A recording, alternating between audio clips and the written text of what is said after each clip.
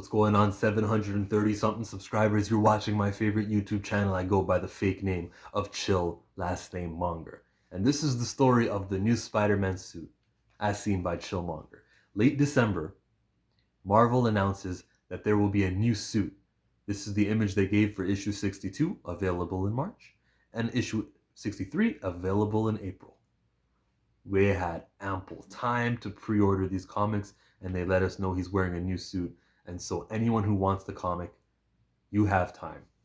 No secrets. Shout out to Marvel for that. The significance of a new suit, I should probably explain first, is that the comic book where a new suit first appears will raise in value when a film uses the new suit. The film's incentive to use a new suit is to sell a toy, merchandise, where Spider-Man is wearing a new suit that he didn't wear in the previous movies. We can look at the Civil War getup. We can compare that to the Homecoming hoodie kind of thing where he had to use to fight the final villain getup, compared to the Iron Spider in Infinity War getup. In Far From Home, instead of blue, it was black that he had to create on Happy Hogan's ship where Led Zeppelin was playing. So that's the story, right? The comics service the films that service the merchandise, and the comic books are going to be worth a lot more money when that film comes out. So if you're a comic book speculator who anticipates a high grade and appreciates a good comic, they can sit and wait on the comic until the movie's made about the comic. I was on a roll there. So that can happen. 62 comes out in March, 63 comes out in April. But Spider-Man is a bi-monthly comic. So if 62 comes out, and 61 comes out too, just 2 weeks prior. Why is there no cover for issue 61? Until now, we finally get the cover of issue 61, and half of Spider-Man is wearing the suit.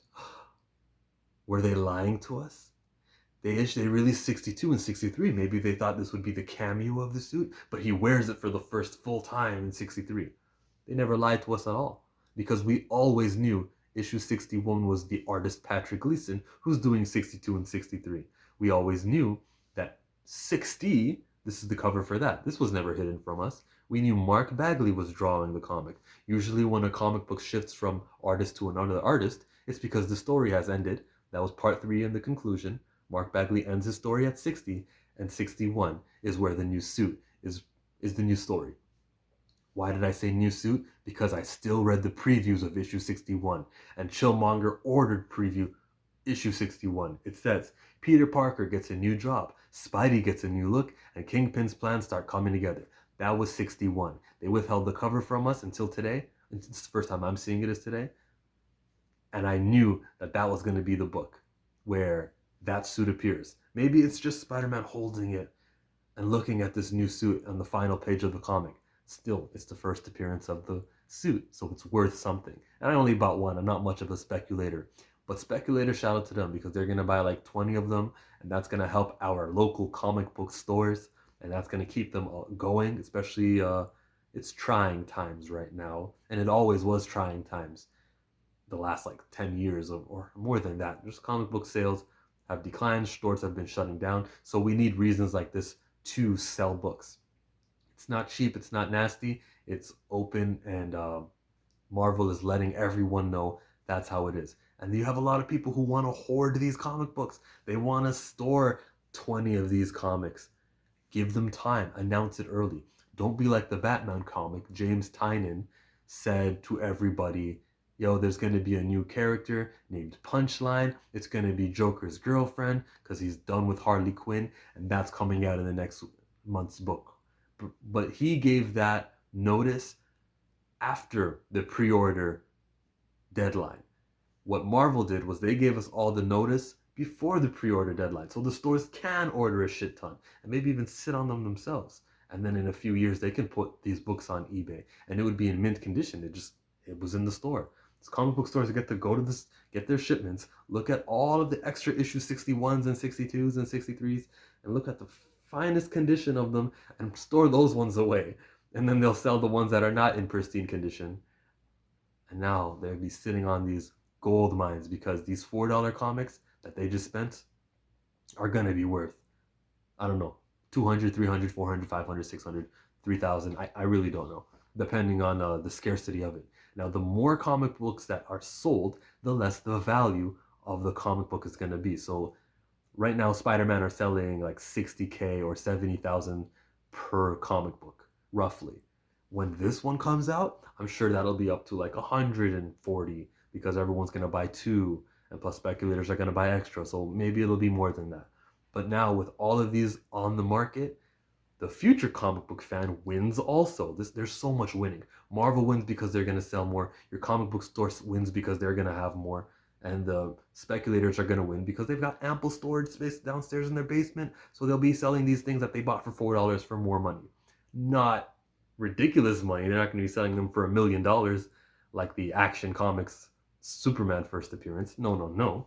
They'll be selling them for like, I don't even know the number, but it'll be more than $4. So therefore they win.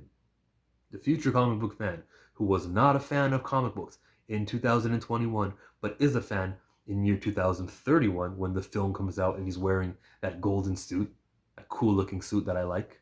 I know people shit on it, but I like it. That new fan is going to be wanting that comic book, and he will go online, and on eBay it'll be at a more affordable price than if they were scarce.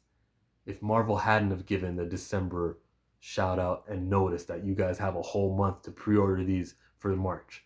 Because there are so many on the market, now the new comic book fan goes, I don't have to spend that extra $200. I'm getting it at a lower price than I would have had to pay if Marvel did not give the notice, because there's so many of these new suit out there.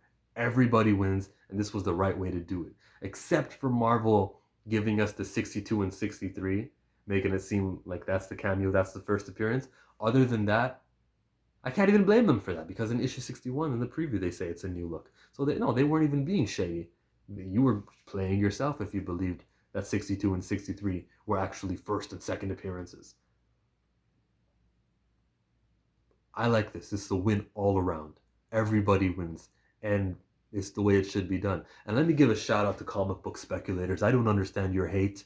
You guys are keeping this industry alive because you're the ones going to the stores and purchasing these books, many of the books, and leaving them at home where you can sell them for later. It doesn't matter. The fact that you bought these books means that the comic book store gets another month to be on top, to be around. So shout out to you guys. I really do not get the hate for comic book speculators. It just doesn't make sense to me. So shout out to them. And to everyone, the casuals, if there are casuals, because this is a niche audience, you probably should have noticed that 61 was going to look like this. So this is the cover of issue number 61. Shout out to Marvel, shout out to Spider-Man, Patrick Gleason, Nick Spencer. I'm Chillmonger, and I'm out of here. Like Vladimir.